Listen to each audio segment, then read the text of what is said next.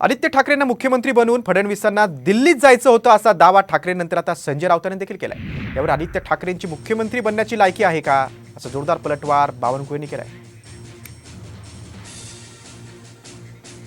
मोदी शहानी फडणवीसांसाठी वेगळा प्लॅन केला होता। ज्युनियर शिंदेच्या हाताखाली फडणवीस असं राऊत म्हणालेले आहेत।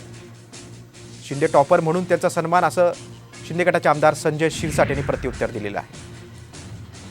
फडणवीस मोठं स्वप्न पाहायला लागले होते असं देखील संजय राऊतांनी म्हटलेलं आहे। आदित्य ठाकरे यांना मुख्यमंत्री पदावर बसवून मी दिल्लीत जाईन, दिल्लीत अर्थमंत्री होईन, दिल्लीत गृहमंत्री होईन आणि मी प्रधानमंत्री होईन।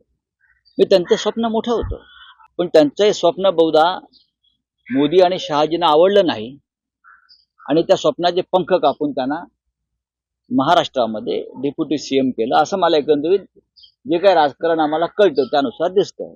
आदित्य ठाकरेंना कधी कोणी मुख्यमंत्री केलं नसतं, मुख्यमंत्री का मंत्री केलं नसतं कोणी। काय लायकी आहे? कुठल्या पंचायत ते पार्लमेंट पर्यंत त्यांनी काम केलं आहे? कधी रेशन कार्ड काढलं आहे? कधी आधार कार्ड काढलाय कुणाचं? एका मतदारसंघात हवेमध्ये निवडून आले आणि त्यामुळं त्या ठिकाणी एखाद्या वेळी आमदार होऊ शकतं माणूस ऍक्सिडेंटनी, पण काय लायकी आहे? मुख्यमंत्री पदाची लायकी आहे? कोण शब्द दिले त्यांना?